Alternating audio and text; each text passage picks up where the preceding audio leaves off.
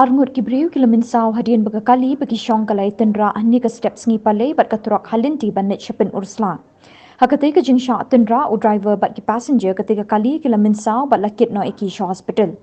Namar ka jing accident kala khamjur kumta kala don ka jing sakut kali ka bejur bha na baro arliang kata kentup iki kali bawan ni ki than pynursla bat ru iki kali bawan ne ki benta jong ka lat lingkot bat Shillong.